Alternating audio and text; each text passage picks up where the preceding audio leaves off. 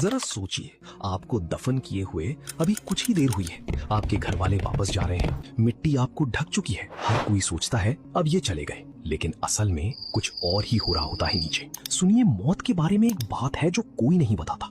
आप खत्म नहीं हो जाते, आप सो नहीं रहे, आप कयामत के दिन तक अंधेरे में इंतजार नहीं कर रहे, बल्कि आप पूरी तरह होश में होते हैं, एक पूरी नई अनदेखी जिंदगी जी रहे होते हैं। ज्यादातर मुसलमान सोचते हैं मर गए, या तो सीधा जन्नत या फिर सीधा सो जाओ कयामत तक, बीच में कुछ नहीं। गलत, बिल्कुल गलत। रसूल सल्लल्लाहु अलैहि वसल्लम ने वो बात बताई जो ज्यादातर लोग नहीं जानते। मौत और कयामत के दरमियान एक पूरी दुनिया है जिसे बरज़ख कहते हैं, यानी एक रुकावट। 7 स्टेजेस हैं, हर रूह उनमें से गुजरती है और आप हर एक में पूरी तरह होश में होते हैं। ये सब कुछ सही बुखारी और सही मुस्लिम की हदीसों से आया है। रसूल सल्लल्लाहु अलैहि वसल्लम ने हर स्टेज को तफसील से बताया, डराने के लिए नहीं, तैयार करने के लिए, जब तक हमारे पास वक्त है। आइए मैं आपको ले चलता हूँ 7 स्टेजेस में।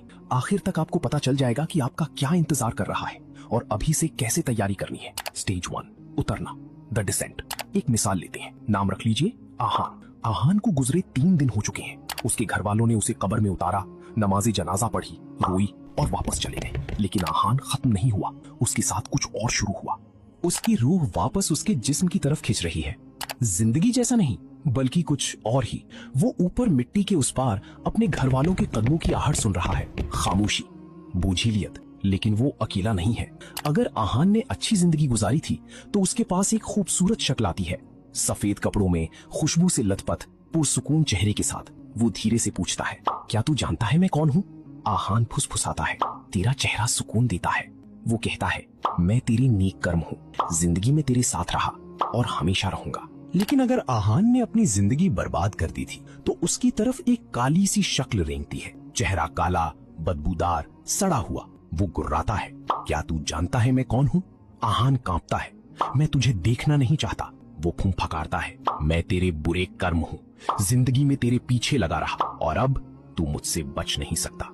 कुरान सूरह मोमिनून में कहता है, उनके पीछे एक रुकावट है, बरज़ख। उस दिन तक जब वो दोबारा उठाए जाएंगे तो आहान अब उस रुकावट में कैद है और आगे जो होता है वो सब कुछ तय कर देगा। उसकी कब्र की तरफ 2 हस्तियां आ रही हैं। स्टेज 2, सवाल जवाब, द क्वेश्चनिंग। आहान को फिर से कदमों की आहट सुनाई देती है, लेकिन इंसानी कदम नहीं, कुछ भारी सा। उसकी कब्र में 2 शख्सियतें आती हैं, मुनकर और नकीर। वो फरिश्ते जो हर रूह से सवाल करने आते हैं। उनकी आवाज से जमीन कांप जाती है। वो 3 सवाल पूछते हैं, तेरा रब कौन है, तेरा दीन क्या है, तेरा नबी कौन है। अगर आहान अपनी ईमान पर जिया था तो जवाब उसकी जबान से अपने आप निकलते हैं।